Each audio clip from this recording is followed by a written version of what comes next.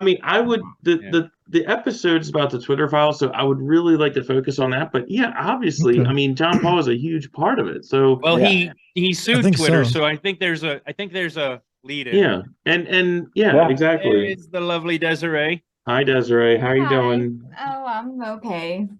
Okay. I'm So like half drunk, you guys. that's all right. Everyone's half drunk all the All time. right. It's Nice. fine.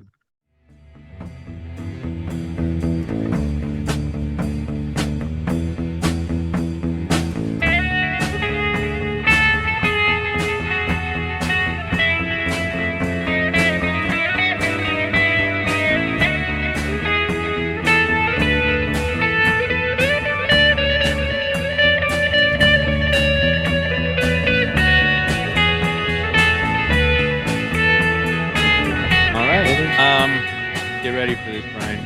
Yeah. Hello. Welcome back to the Friends of Zeus podcast. This is episode 99. I had to remember this one. Tonight we are visited by Brian. Is it La Rocca? It's at Della Rocca. Della Rocca, sorry. Brian Della Rocca. He is counsel for well, you know what? We'll leave that for introductions. Yeah. Tonight we're going to be talking about the recent Twitter file dump that's been going on for what, a couple weeks now? About 3 weeks? Yeah. 4 weeks. And what's that? 4 weeks. Yep. Okay. Tonight is well, of course, look for us on YouTube, Facebook, and all your podcast formats. I just got Christmas episode up today, so that's Yay. relatively good for me. But tonight's Mike's show. He's gonna steer the ship. So I'm gonna hand it over to Mike. All right. So Zeus is coming at us live from Patriots Pub in Fairfax. I wish I was there, buddy. Mhm. I like going there, but we've had some undiagnosed colds and illnesses in my house, and right now it sounds like I'm talking to you guys underwater. So I got quite a cold myself. But tonight we're going to talk about the Twitter files that have been recently published on Twitter, um, 1 through 10. I think because I don't know how long these are going, and it would be nice to do another follow-up episode. I'm sure we will. Again, like Zeus said, tonight we have Brian Della Rocca, Della Rocca. Della Rocca, and of course Zeus and myself and Tom and Jack and Desiree. And personally, I really wanted to do this episode because there's a lot of competition for everyone's ears out there, and as someone that really tries to keep abreast of things, even I have a hard time kind of keeping track of all this. There have been basically 10 parts released. Number 1 and number 6 have 2 parts, so it's really 12.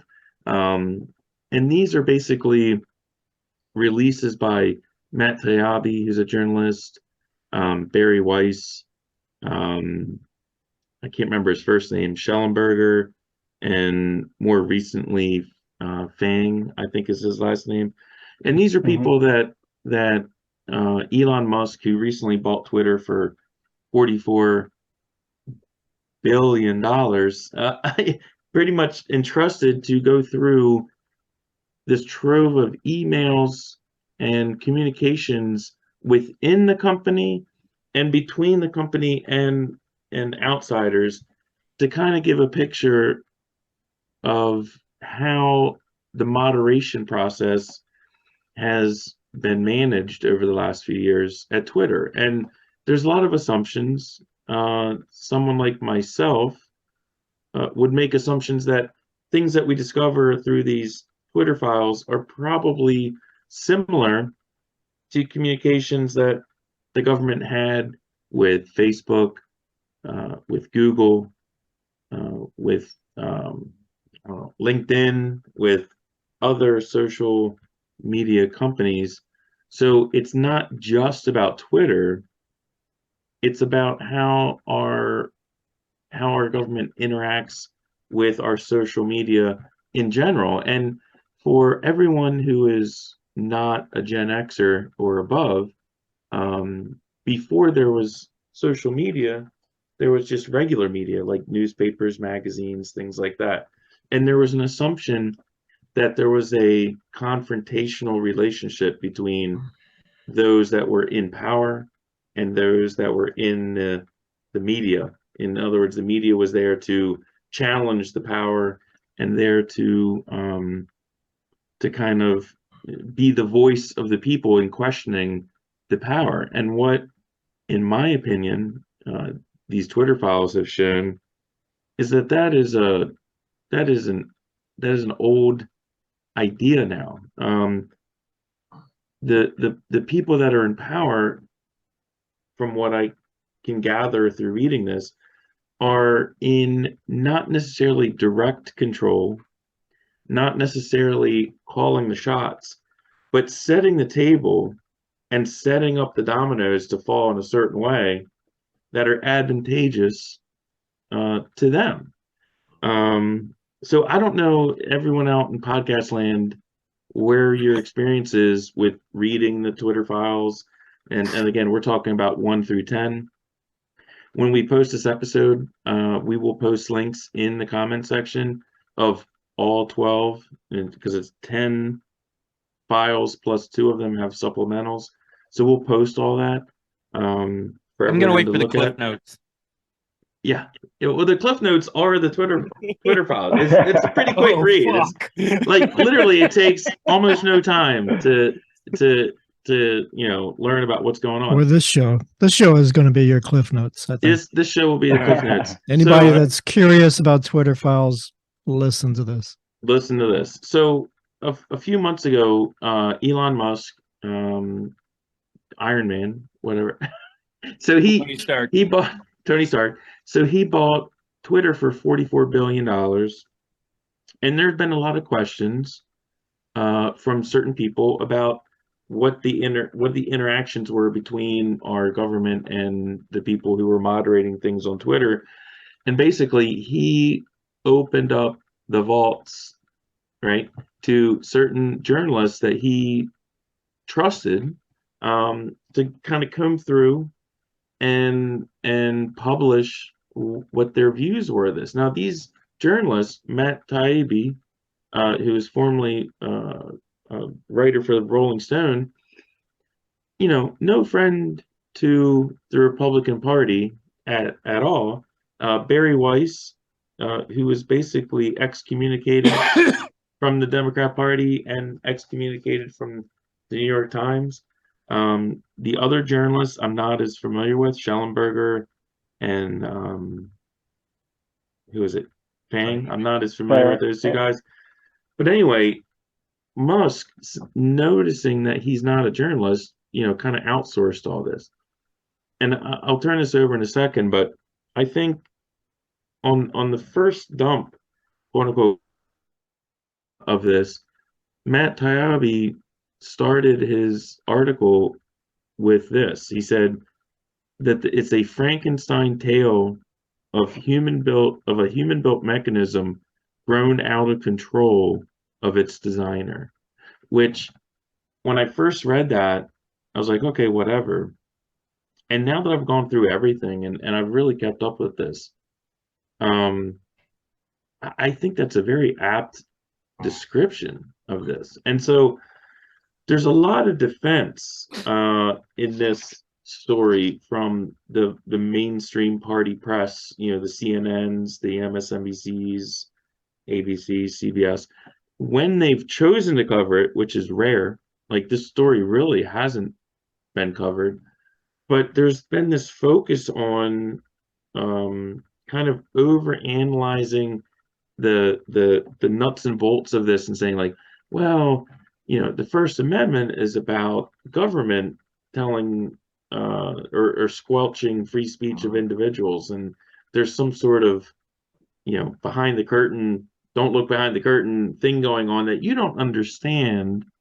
So this is not a violation of the First Amendment. I will leave it to our viewers to read through this when we post it and to listen to our podcast and see if they agree with that. Personally, I don't.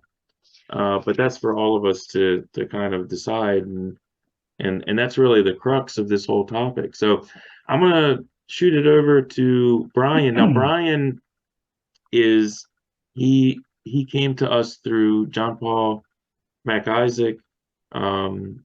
He represents John Paul in a lot of, I'm not sure exactly what. I know you guys filed a lawsuit against Twitter, but I'm going to hand it over to Brian. And Brian, I'd love for you to just give a very brief synopsis of your background, your connection to the story, and then you can kind of pontificate about your own personal opinion about the story. Sure. The interesting thing is my background is I was primarily a tax and estate planning attorney. And, you know, I did some court work, which continued to increase over time, where families are fighting each other, and it just kind of happens in that field. And then one day I got a call from someone who said, look, I have a tax whistleblower case for you. Are you interested? And I'm like, yeah, sure. And so at that point, I started representing the whistleblowers against the Clinton Foundation, which is an ongoing thing. It's actually been going on since 2017. It's been going on in the tax court since 2019, and we've won pretty much every step of the way, but we're kind of getting stymied because the Internal Revenue Code doesn't really say what we can do if the IRS is covering something up, and that's our claim. Through that, right after this whole Hunter Biden laptop thing came down, I knew about it, didn't know a lot about it, but probably the day after, or maybe 2 days after, I got a call from someone who knew me through the Clinton Foundation whistleblowers and said, hey, look, you know about the Hunter Biden laptop? I'm like, sure. And they said, well, I'd like you to talk to the Delaware computer repair shop owner. And so I'm like, okay. So that's where I met John Paul, right after October 14th, 2020. And from there, it started out as kind of protection for him, sending cease and desist letters, which, believe it or not, we're in 2022, almost 2023, and I'm still sending them out. Wow. And really just trying to figure out how to make things right. His business closed. He's really, he can't do much of anything right now. People don't want to give him business. So we sued Twitter, like you said. The judge threw it out on a motion to dismiss. I think her argument was faulty, but of course I'm going to say that, but I really do. I don't think she really looked into it as much as she should have. Also, I think now that the Twitter files are out, there's a lot more that we could give to the judge to give evidence that they intended to run this narrative, essentially. The Russian conspiracy, the whole Russia involvement in that. Essentially, John Paul was cast as a Russian, as part of Russia, some sort of conspiracy theory to spread lies about Hunter Biden and get Joe Biden to lose the campaign. Which is ludicrous. Which is absolutely ludicrous. If you ever talk to John Paul, you know that, number one, he's not stupid, but number two, he's also probably one of the most American lovers of America that you'll ever meet. And so it was really just trying to get rid of those narratives. And to me, and I think a lot of other people who would be in those types in John Paul's shoes would recognize it as defamatory. I mean, they are crushing his reputation and character by saying this.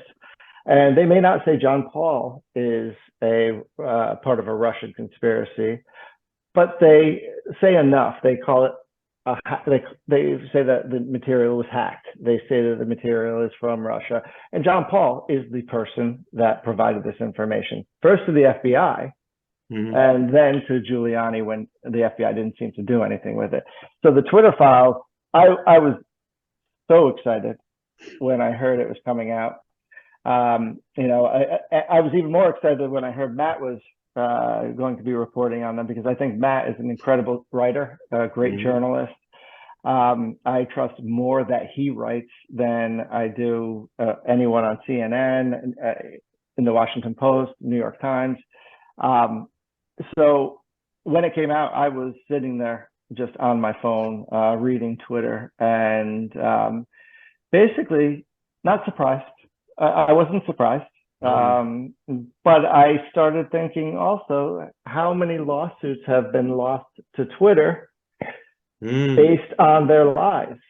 And so, you know, that was something that I started thinking about. And then I also started thinking about our current lawsuit, because right now we're suing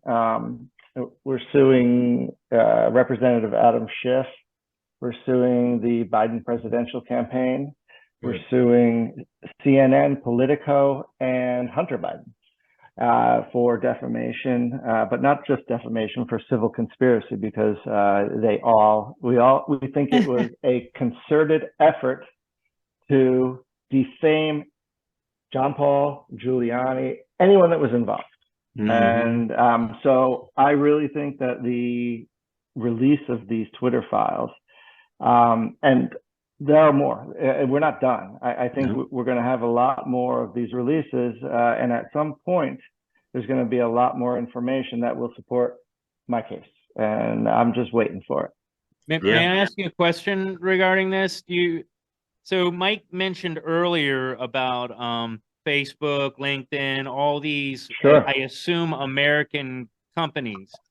I'm wondering if the reason that Elon Musk wasn't, just, pushed off or brushed away, could it be due to his citizenship? Because he's not, as far as I know, he's a South African citizen. He's an American.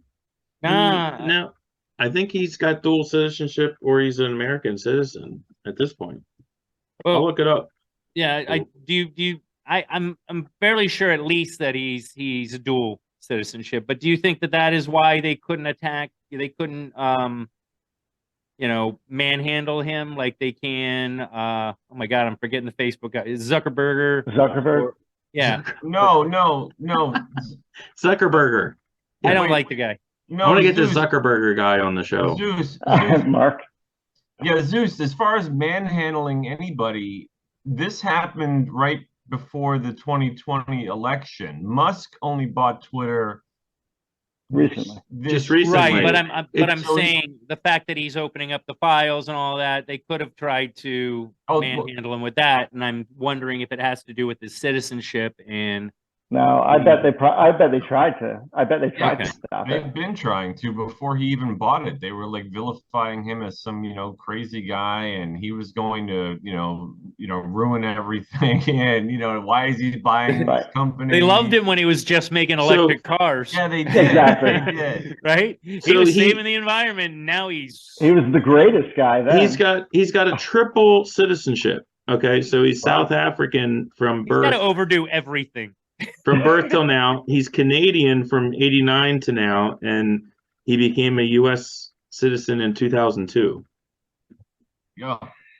Well, I love that multiple citizen. If you believe bastard. Google, man of the world. Google, yeah. Google's only telling you what it wants you to know, though. Who was it? I read this thing the other day that was funny. They said that Elon Musk is African American, but Kamala Harris is not.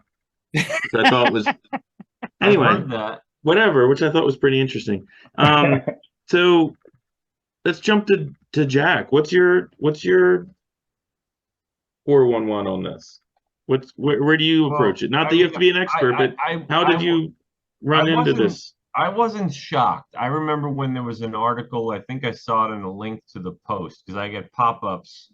I work in New York, and we handle some cases. I'm not an attorney there.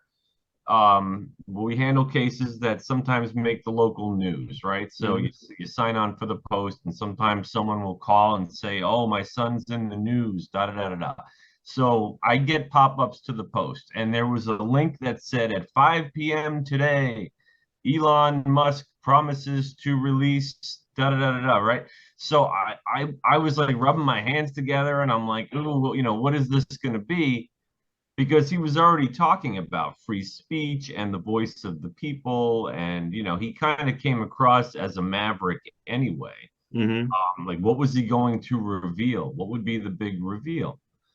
And then all of this starts to sputter out over the course of 4 weeks. And so at first I was like, well, I'm not surprised.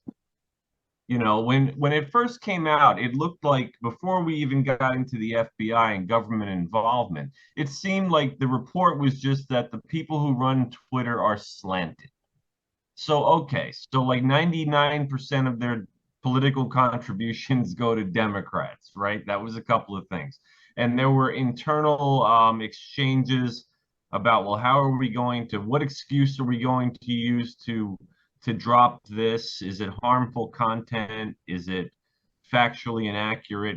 Is it some kind of misinformation? So, but the deeper it got, or the more I came to know about it and government involvement, it kind of followed on the footsteps of Zuckerberg so much as admitting it.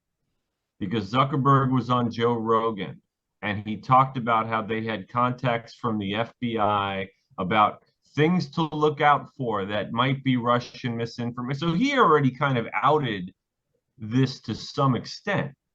So again, I wasn't shocked, but when it was all there in black and white, I was disgusted.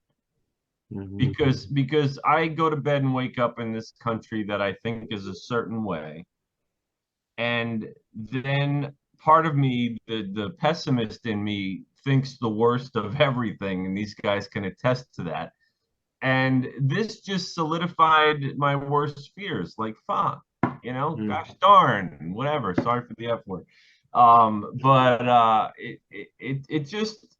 it made me even more, I guess, apathetic. No, I'm not apathetic. It made me a little cynical. Sad. It made me sad. It made me frightened. It made me feel vindicated, in a way that I didn't want to be.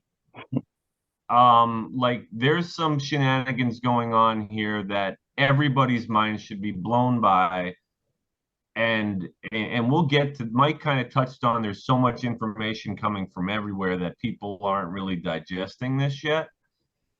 And, over Christmas, I'll just say this really quickly. My son said, "Oh, what do you think about Musk and Twitter?"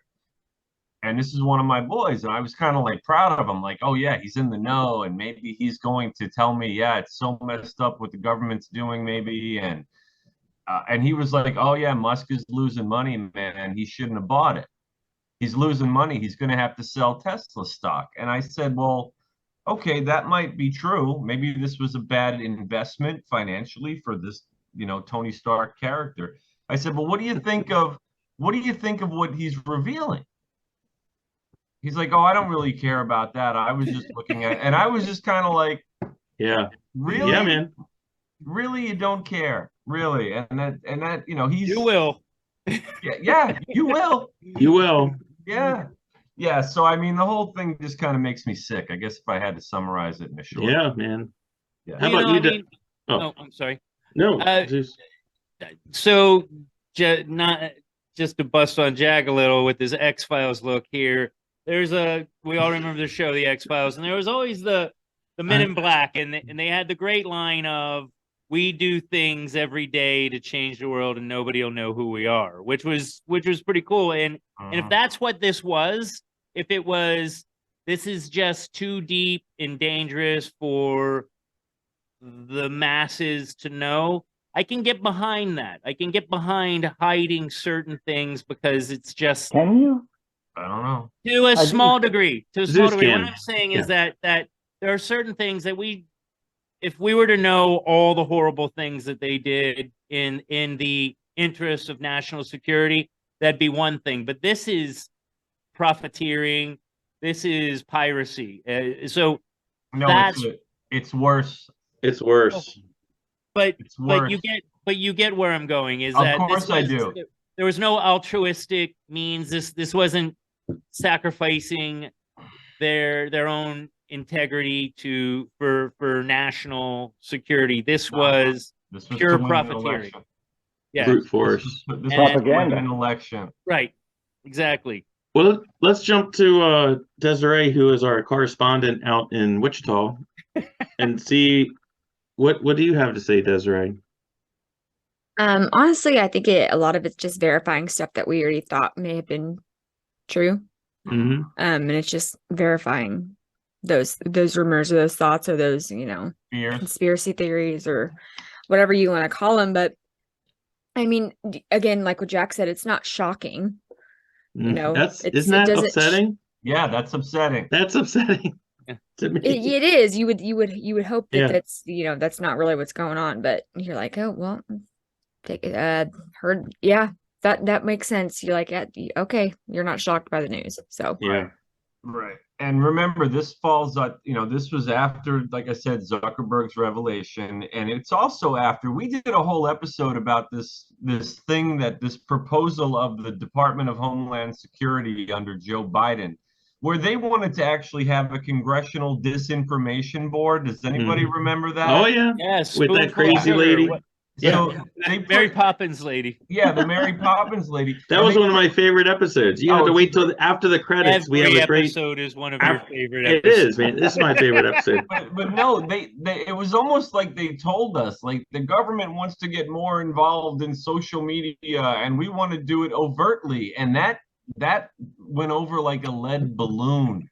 Yep. And that's why that didn't happen, because even like the most liberal reporters said, wait a minute, we don't want you getting involved in this kind of thing, right? So it was almost like they tried to show their hand. It didn't really work out for them, and then they just put their hand away.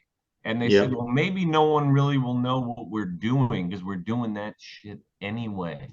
Yeah. Right. They were trying to bring it out and say, we're going to start doing this so that they can kind of just come out from behind the curtain. But they've been doing it the whole time. Yeah. Yeah. It's pretty heinous. So Tom, what's your take? Your intro? Yeah, I kind of concur with what you guys are saying, that we expected this. I don't know if everyone expected it, but the people that are right-leaning probably were aware or suspected this already. I'm curious what Brian is what his thoughts are on some of the statements that Dorsey, when he was testifying in front of Congress at some of the hearings, and some of the statements he made, because he was walking a line there. If you look closely at some of these statements, people, like when they talk about the 50 FBI agents saying that this was Russian, they didn't say that. They said it had the hallmarks of Russian. They were very careful with what they said. They didn't just come right out and say this is Russian disinformation. They said it just has the hallmarks of Russian disinformation. And when Dorsey was talking, they asked him, okay, did you shadow ban anybody? And he didn't say no. He would just say, well, we didn't shadow ban anybody because of their political beliefs. Right. So he didn't say they didn't shadow ban anybody. And then his definition of shadow banning is different from what we all understand shadow banning to be. Yeah. So in his mind, shadow banning is if as long as he lets the person that's posting the information that they can see it, then he doesn't consider that shadow banning. Something like that. He's got a weird definition. Or if he can not amplify your Twitter. Right. That's what Zuckerberg said too. Or not make it searchable. And he doesn't consider these things to be shadow banning. Those are de-amplification. Those are other definitions, according to Dorsey. So I'm curious what Brian would think in a court of law, about statements like that. Did he? I mean, there's the truth, the whole truth, and nothing but. I think he was telling the truth, but he wasn't telling the whole truth. Right. it's like there's And three he sides was to every leaving story. things out. Yeah, that's interesting that you bring that up, because that, and not to get into a whole legal No, please discussion.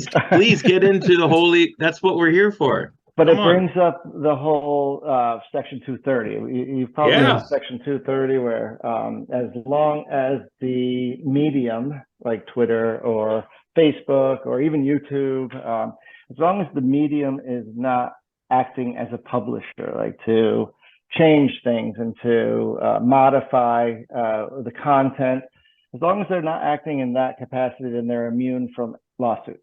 And, you know, part of our lawsuit, well, actually, when we filed our lawsuit against Twitter, the first thing we had to do, within a week, the judge said, well, why shouldn't I dismiss you under Section 230? And I said, and our response was, well, because by publishing the announcement that this was hacked materials, they're publishers. They're acting as publishers. They're not just passively acting in that capacity. And we never really got a response from the judge on that, but the judge let the case continue to the next phase, which was the motion to dismiss phase. But my whole point here is what this is showing is that Twitter, and I'm sure Facebook, and I'm sure just about anyone else, acted as publishers and therefore should not be immune under Section 230.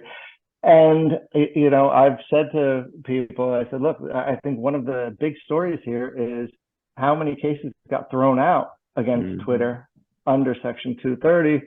And is there a way, can they be reopened because of this new information? Yeah. And I think Brian, you hit it on the head. It's like, again, the whole Section 230 question about whether these, and not just Twitter, again, we're talking about Twitter, it's Twitter files, Sure. but it's really social media writ large, right? So, That's right. you know, are these forums where people just get on and say whatever they want? Apparently not. I've been deleted off Twitter 2 times, 3 times. I voluntarily left Facebook in 2003. Now it's like stuff's on LinkedIn. That's like all.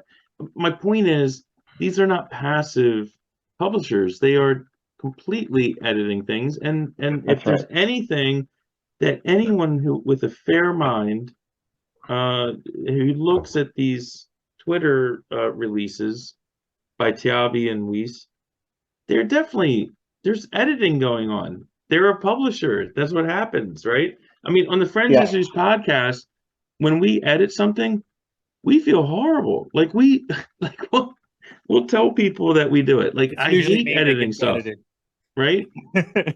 My point is, once you start putting your thumb on the scale as a organization that is releasing information, whether it be Twitter, Facebook, Friends of Zeus podcast, whatever, you are an editor. I mean, the Friends of Zeus podcast has a editorial slant. We are not journalists. Like, we do not purport to be even-handed. We are presenting our own personal opinions. Twitter is not like that. Twitter purports to be a format that just presents information posted by the everyman, the every person, the every woman, whatever. It's a public forum. It's a public forum, and what these releases have demonstrably shown, which a lot of us have already kind of understood, is that is not the case. Right. You know, and really, I don't know. I sent you guys the link with like a link to all the files and some articles. Not that I expected you guys to read all the articles or everything, but you know, the thing that is interesting to me is the same organizations, corporations, people, editorial boards, gatekeepers that have told us that this is that the Russian dossier is real, that the Hunter Biden laptop is fake, you know, are now saying that this is no big deal. And I just reject that out of hand. Like, I just reject it totally. And I hate to be, you know, I have to give some props, and I'm not any acolyte or big fan of Alex Jones at all. But 20 years ago, more than 20 years ago, I had a shortwave radio, and when this guy was on coming out of Austin on shortwave radio, I mean, he was a complete nut, man. My friend and I used to listen to him because it was hilarious. But his whole idea of the fact that we are in a information war is 100% accurate. There is a battle going on for the hearts and minds, the channels of communication, what is considered real, what is considered misinformation, what is considered legit, what is not legit. It's not the information itself. It's a war against, like, who has the bully pulpit, who has the authenticity behind them, which is a new thing, because at least when I was growing up, there were newspapers all over the country, and they had news, and you would read the news, and they had editorial boards. And I grew up in Baltimore. There was the Baltimore Sun, there was the News American.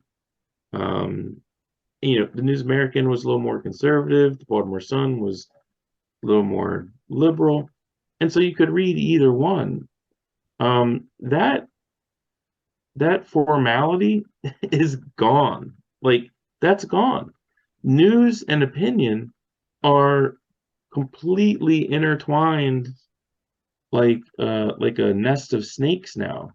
And they shouldn't be. And they should not be. Yes. And that's part of the issue. And actually, Tom mentioned something about the 50. Well, he said 50, but it's 51 intelligence officials. The 51. letter that they wrote. And the interesting thing is that was, now even more, I believe, that was done purposely to 100%. detract from the story. I mean, I knew it was done purposely before, but now I think they were trying to shift the narrative. And then, our lawsuit, one of the defendants in our lawsuit is Politico, and it was really Politico that changed that narrative from the 51 intelligence officials who say this has all the hallmarks of Russian disinformation to 51 intelligence officials say this is Russian disinformation. And it was their reporter who at the time was with them, Natasha Bertrand, who I believe now is with MSNBC, which is where they all go once they start writing these fake stories. Mm-hmm. Well, if they're on the left side, I should say, because on the right, they go to Fox. But that really starts to change the narrative right there, because as soon as someone, a journalist, an alleged journalist, writes that it has been confirmed that it is, and sure, they talk about the letter, but no one reads the letter. They read the article and then they're done. And then the damage is done. And that's what people don't understand. The damage is done. It doesn't matter if there's a retraction later on, if there's any type of an apology, because no one hears that and no one sees No one hears it. It's brute force. It's brute force. And that's been a topic on this podcast from day one. It is the brute force of, the media and advertising. Again, I haven't said it in 20 episodes, so I'll say it in this one.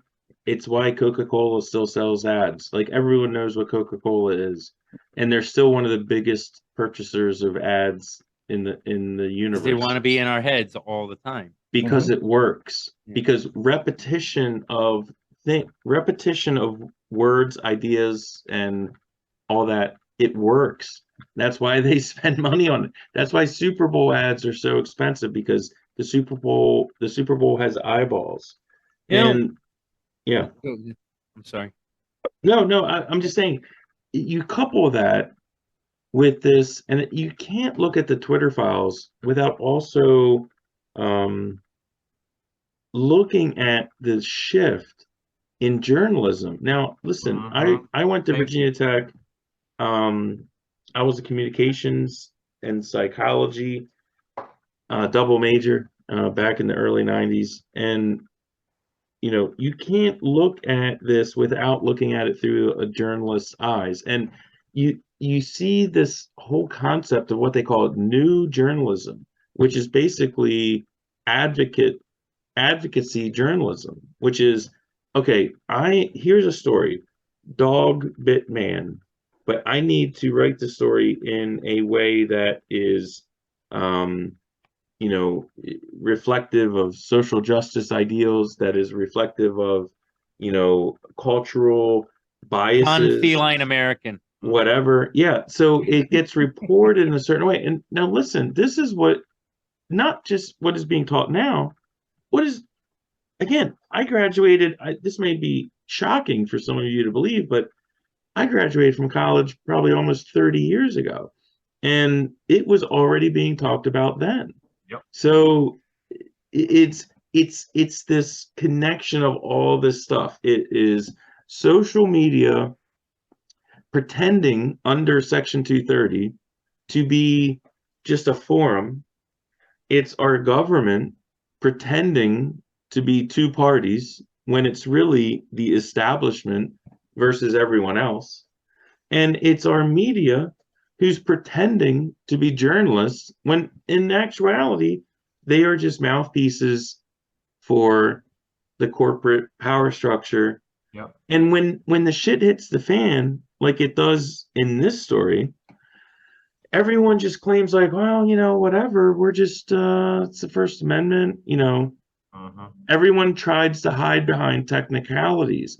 But when the light is off them, they are actively crowbarring and kicking technicalities in the nuts, right? When no one's looking. So anyway, that's why it's like I read the articles I sent out to you guys about this. Yeah. I just read through them. I was just incredulous. I was just like, really? Really?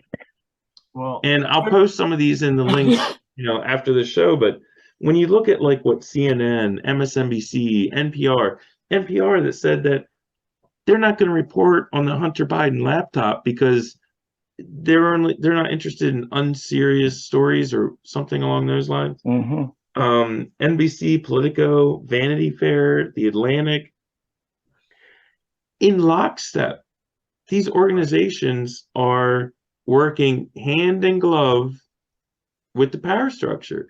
And when you point it out, these people are like, well, technically, okay, well, technically, here's my thing. And I'll jump, and Jack is up. But here's my thing with Twitter. All these people that are like, well, moderation was going on behind the scenes. Everyone knew this, blah, blah. No, I didn't. So why wasn't it on the front page of Twitter like, hey, everybody, hey, Michael, friends of Zeus, even though we've canceled your account twice, here's our moderation rules. Here's what we're doing. Listen, we're getting word from the federal government to blah, blah, blah, blah, blah, blah.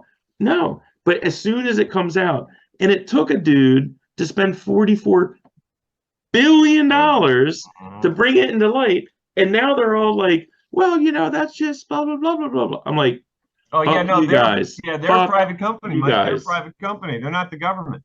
Oh, we've had people on this podcast that told me it was a private company. Yeah, go start your own Twitter. And then they did that, and then they shut that shit down. Yeah, what was that? Parler, that's right. Parler, right. No. Well, just a couple of things like this. Mike, you kind of stole some of my thunder, but as far as the press goes and activist journalism, I mean, if you're really objective, or if you have a memory and you go back when you were younger, when you were kids, like whatever this movement was where journalism went completely biased, which has been written about, exposed, talked about, you always have one sort of semi-conservative like paper maybe somewhere in a region, but pretty much most of them, journalists in general, are educated to conduct journalism this way.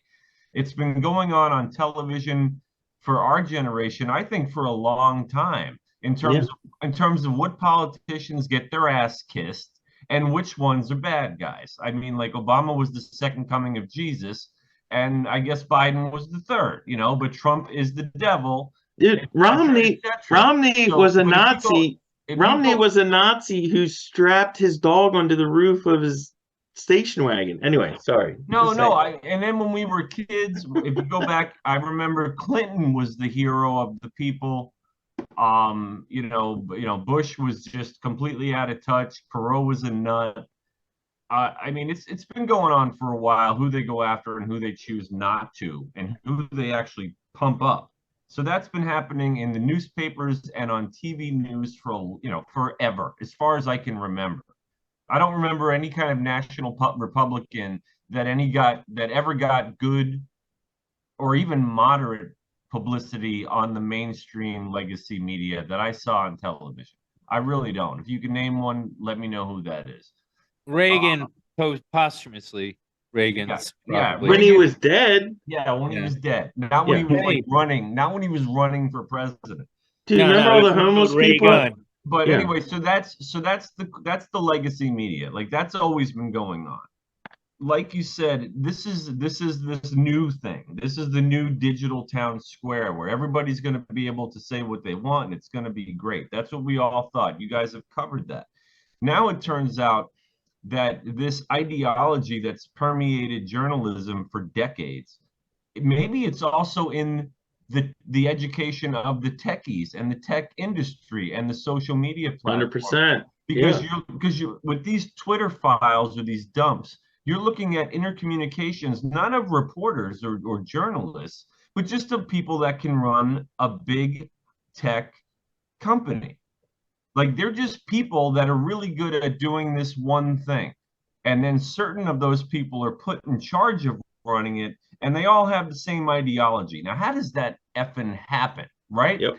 How does that happen? So that education system, we did the whole episode on, what was the guy's name? Bezimov or... yeah, one of our best episodes. Oh, yeah, that was great. Right. So you have like a generation or two now that are all coming up with this mindset and this ideology. Now, it would be bad enough if we found out that was the case. Like, oh crap, the people that run this stuff, they're just like the people that, meet the new boss, same as the old boss. Like, that would be enough to dishearten me about the future of the country. But when I find out that they're also doing this at the behest and in conjunction with the federal police force, meaning the FBI, that scares the bejesus out of me, because they're all on the same team, and some of them have all the power of the government and all the guns and all the money. And it's just, like I said before, Mike, sometimes I just think it's over.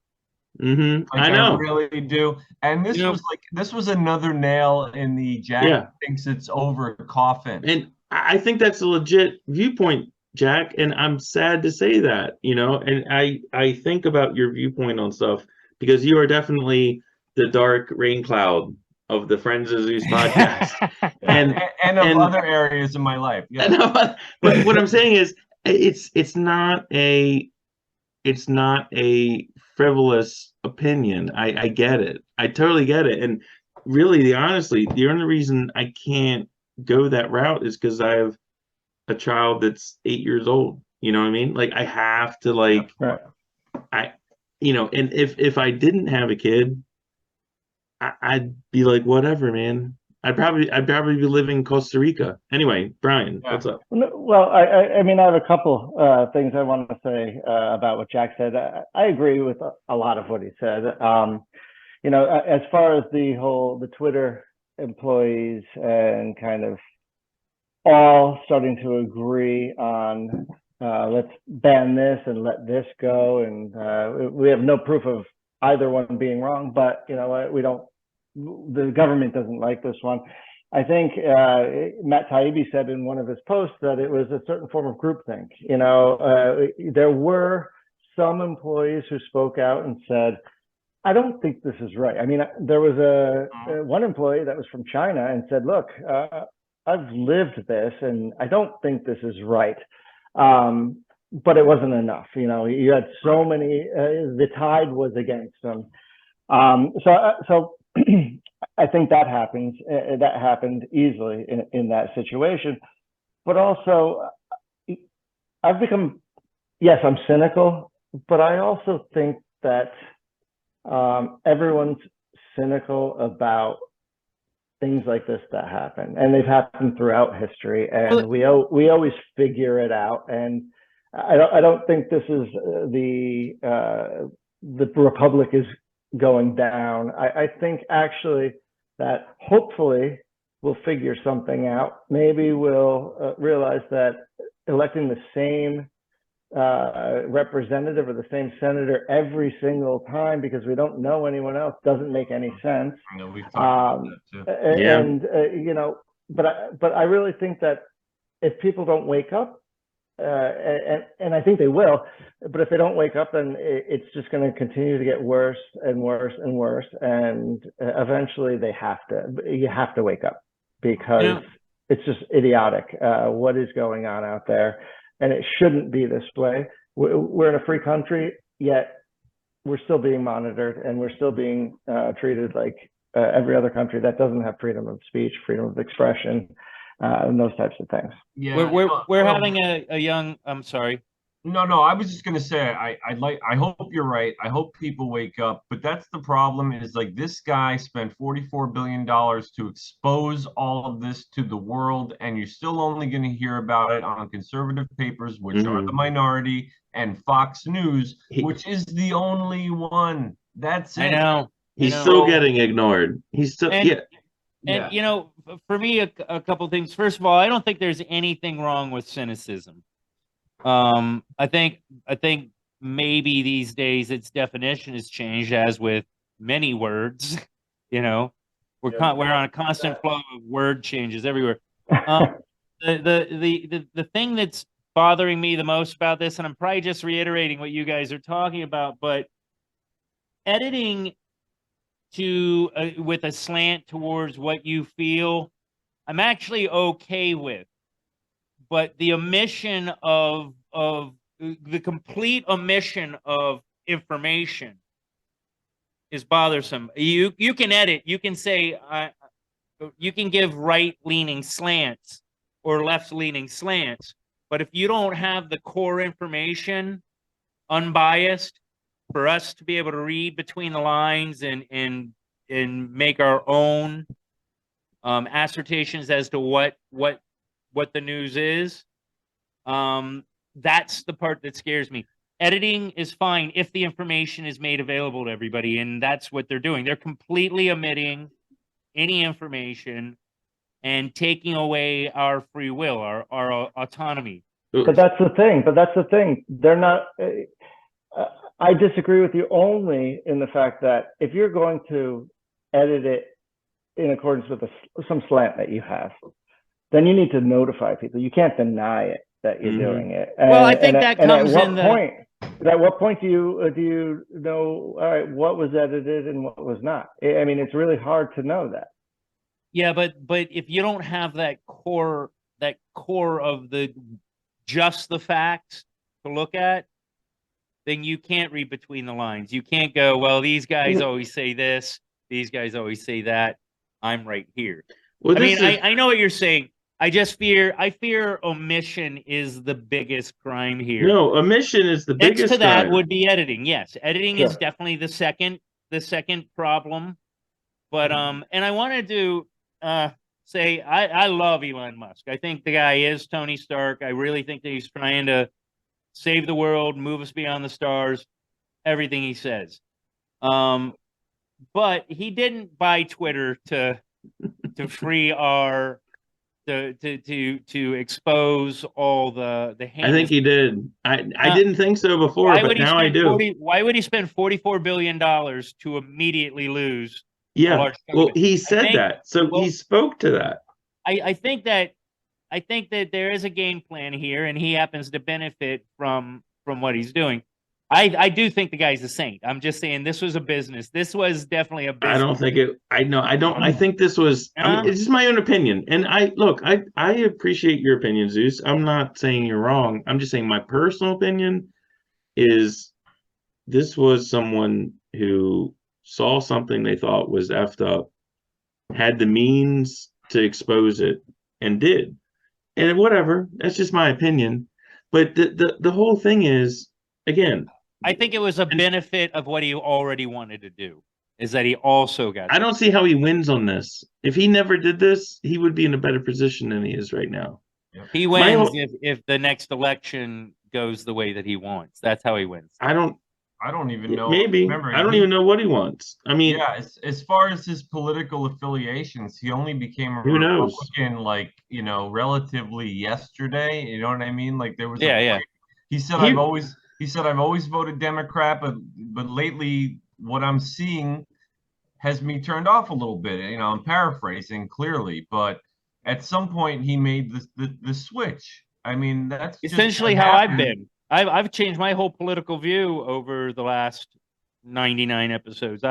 I mean, I still like to think that I lean left, but the left is so fucking bonkers. But the left, I don't even know. It's not even the left anymore. He literally posted a cartoon of that where he said, "Here's me," and he was in the center, and then the left moved back, and then he was over here, and then they moved further back, and he was still right where he started. Yeah, he actually posted that like cartoon or meme or whatever. Here's the thing, and I just to bring this up, and because I know Brian has probably watched all 98 episodes of Friends of Zeus because he prepares. Brian is a lawyer. That was a great lie. I'm saying he's a great lawyer and he prepares for everything. But over time, I mean, we have already addressed the topic that you have in the media, right? And this is going back to way long ago, like 20 years ago, where in journalism schools they taught that there was opinion and then there was news, right? But now with this new journalism and what is called news is opinion, and those lines get blurred.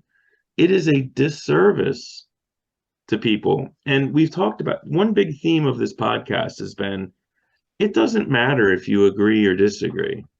The point is when the populace begins to distrust the news, quote unquote, the non-editorial news, we have a big problem.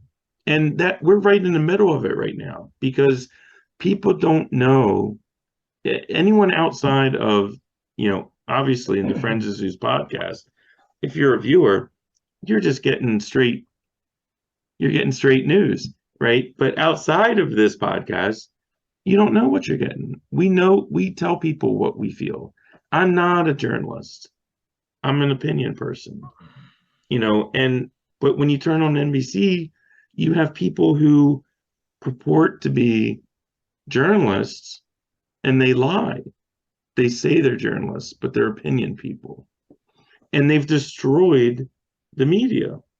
And the bad thing about that is when people start to like not have any trust in what they're being told, whatever it is, that's the destructive part of this. When people can't trust what they're hearing, that's a problem. But it's not only that. I mean, I had one of the issues I think is once you get into that whole where people have the mindset that you're not telling the truth, then it's hard to come back from that. I had back when everyone started doing their analyses of Hunter Biden laptop. The Washington Post ran their story, New York Times ran their story. I never heard anything from the New York Times before they ran their story, but I did speak with the guy who was involved in the writing of the Washington Post story.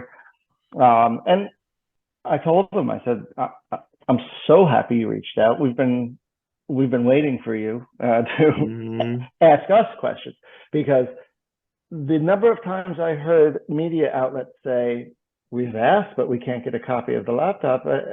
I always think to myself, well, you never asked us. Who are you asking? And so the fact that they started doing this, I do have to say that one shout out is Catherine Herridge from CBS News. Mm-hmm. She called me. I gave her a clean copy of the drive, and she had it analyzed. She did a great piece on it, just basically saying, "Oh, by the way, yes, we've confirmed again that it is Hunter Biden's laptop." By then, sure, most people already knew, but she wanted to put her kind of her stamp on it, Right. and I welcomed it.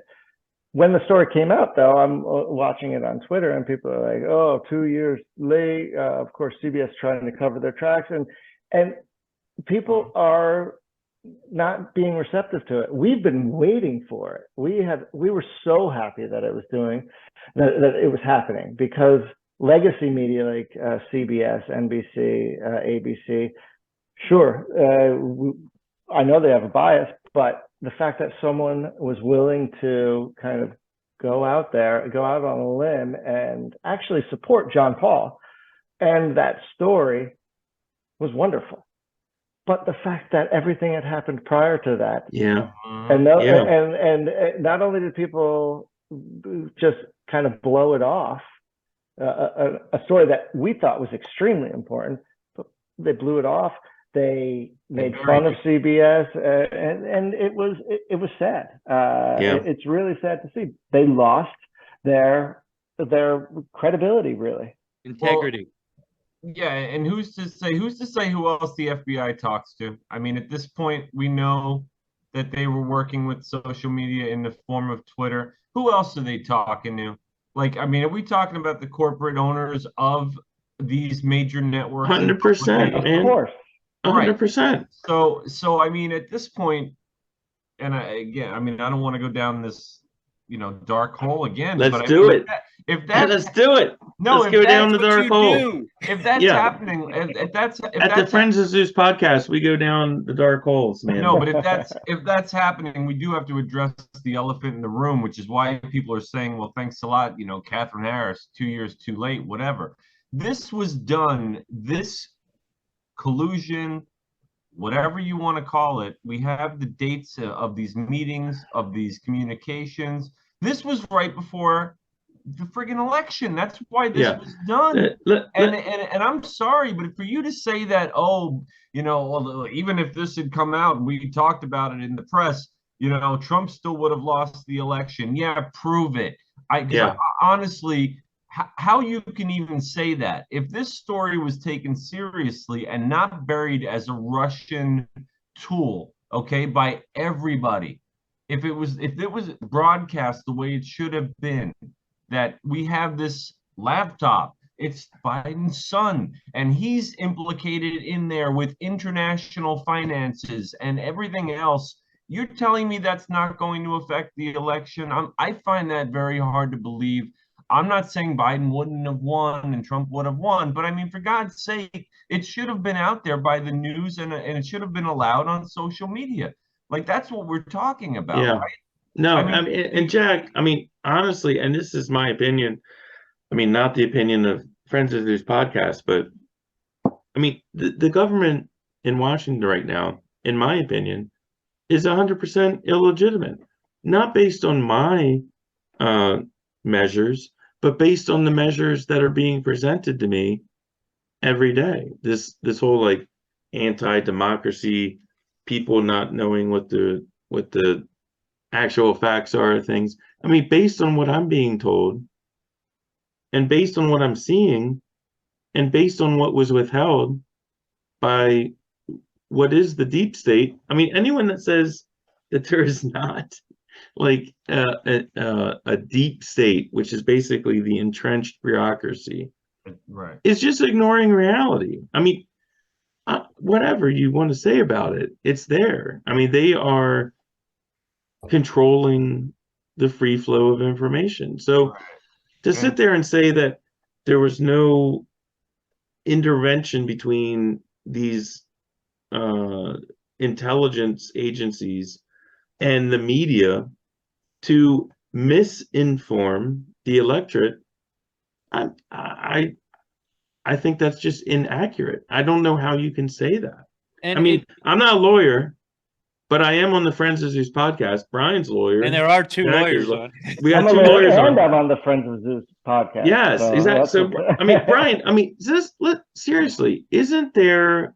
Here's my thing, Brian. We're not going to get ourselves, and when I see I'm talking about people that believe in individual liberty, consent of the governed, equal representation. We're not going to get ourselves out of this situation outside of the court. This has to end up in litigation. It either ends up in litigation or it ends up in violence. That's the two choices. Well, and I prefer litigation. Yeah. What's the other I option? agree with that, but I think there are more. I think I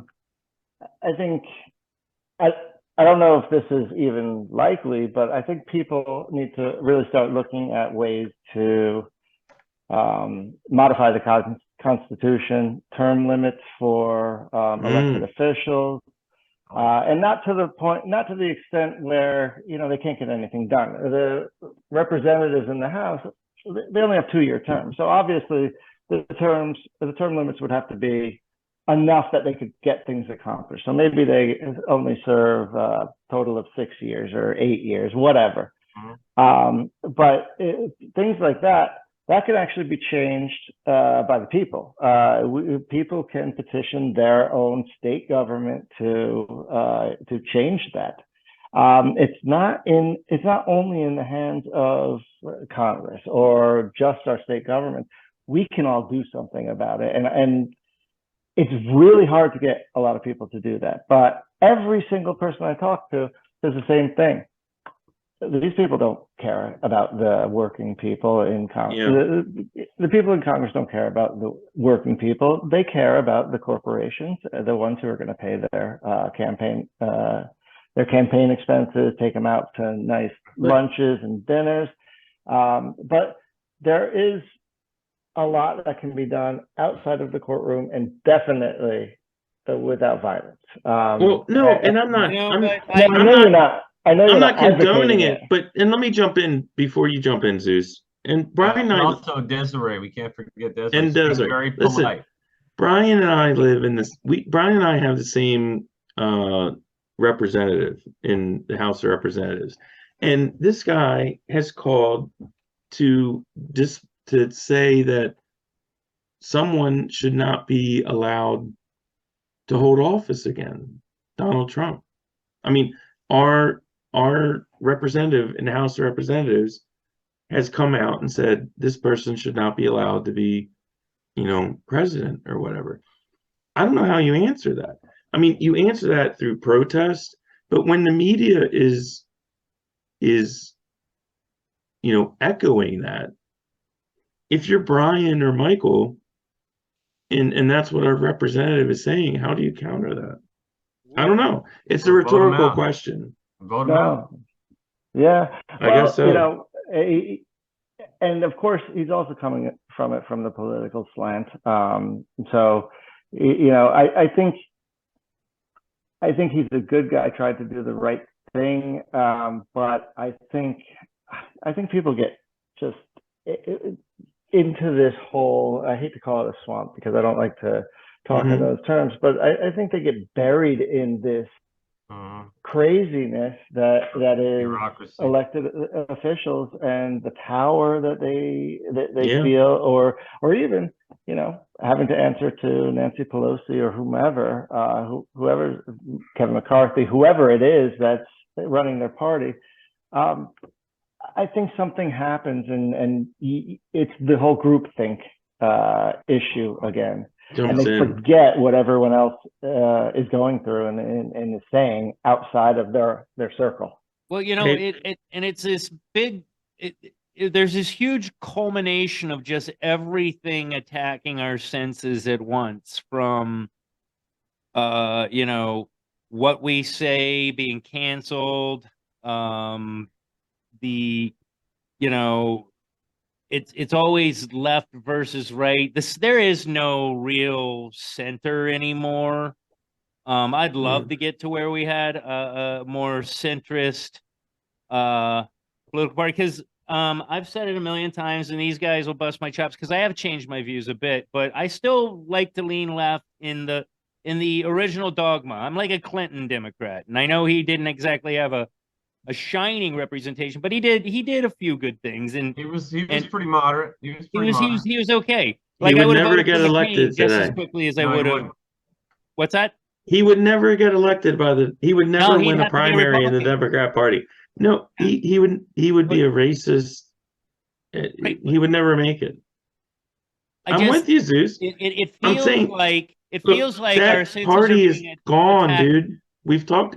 Well- What you are advocating for is gone. It's dust under And the that's what I'm worried wheels. about. I'm worried we've It's- traveled too far in the desert to Yeah, turn that's back. what I'm saying. I'm sorry. Go ahead, No, Mike. I said that. No, I was just backing you up. Like I understood where you were going with. Yeah, man, that's gone, man. I mean, that's like saying I want, it's like And Brian, I get to disagree I with want you. the WWE to be real. I mean, it's like that's gone, dude. I mean, it's gone. I do get to disagree with you, and I'm going to stop you before you say anything, Jack, because you keep thinking I'm saying storm the machine gun nest. But No, what I'm No, we're not. No, I didn't think that at all.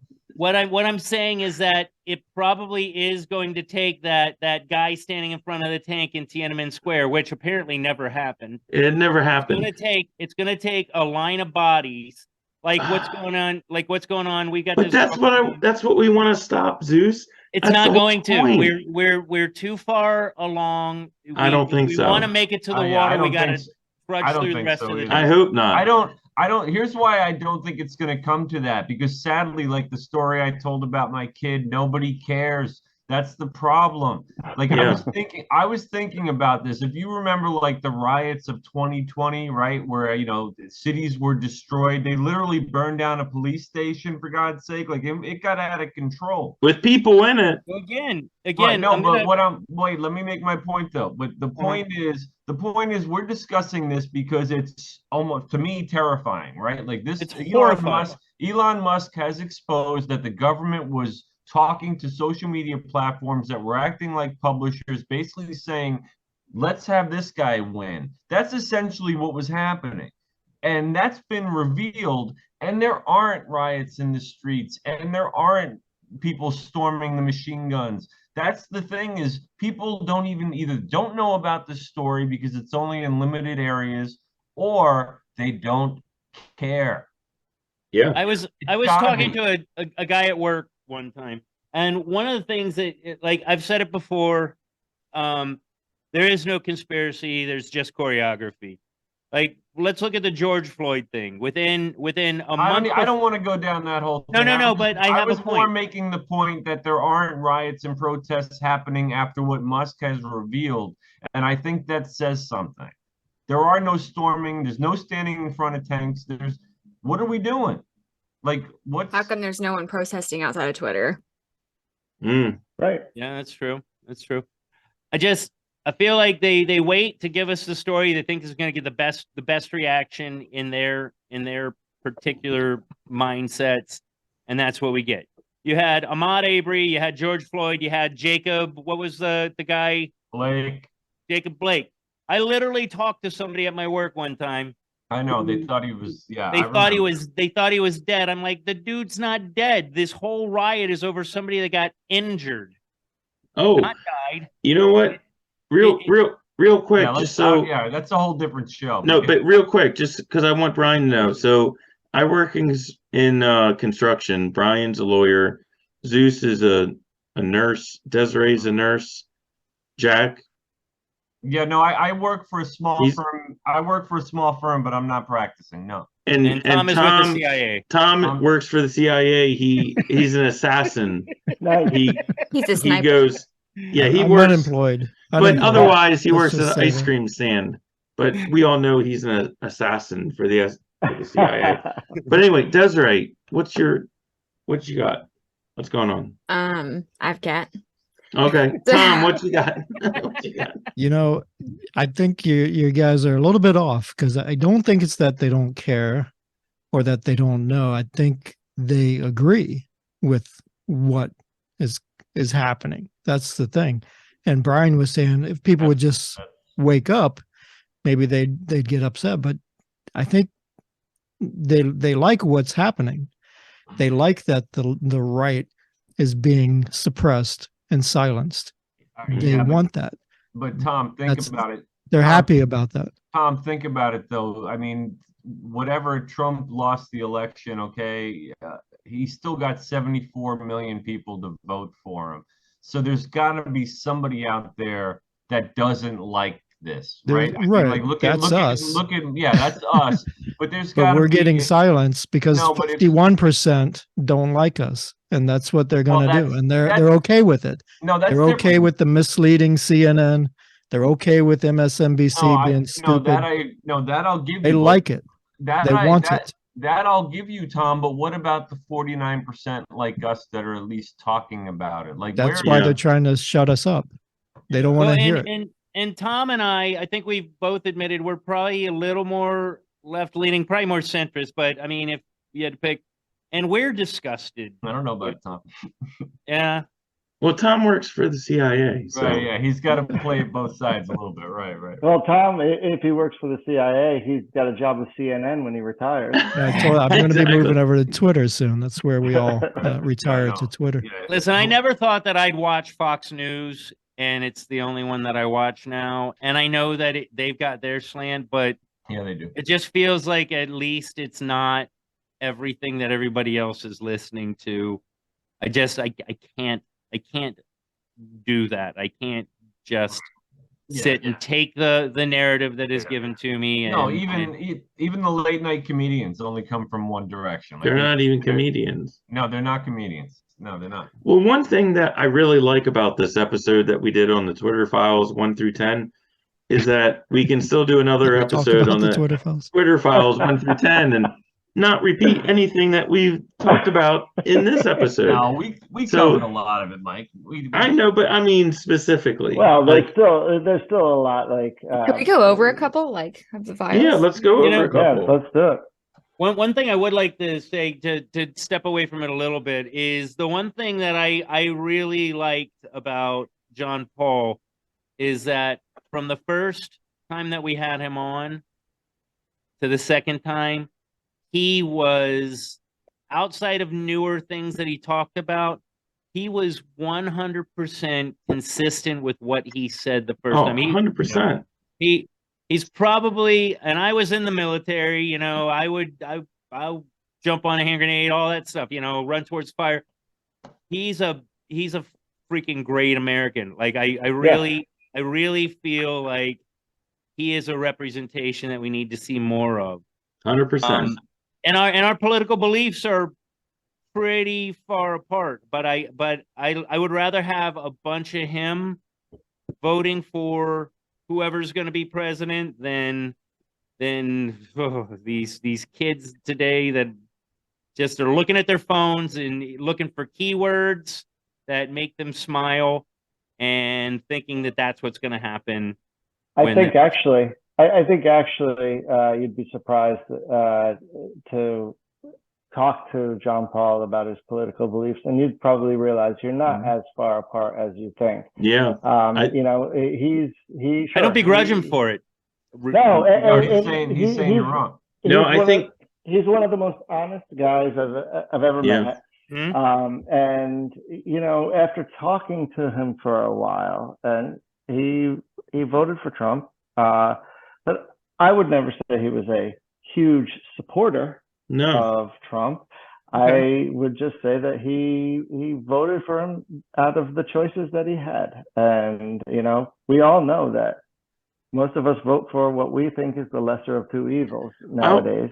I'll throw this out there just because my parents listen to the Friends of Zeus podcast, and Wow. yeah, and they never talked to me about the podcast. But when we had John Paul on the second time, when we were talking, we talk every 2 or 3 weeks, and they were like, both of them, they were like, he just seems like a really sincerely good guy. He seems genuine. Yeah. And I was like, you know, I agree. I mean, I don't know how you could.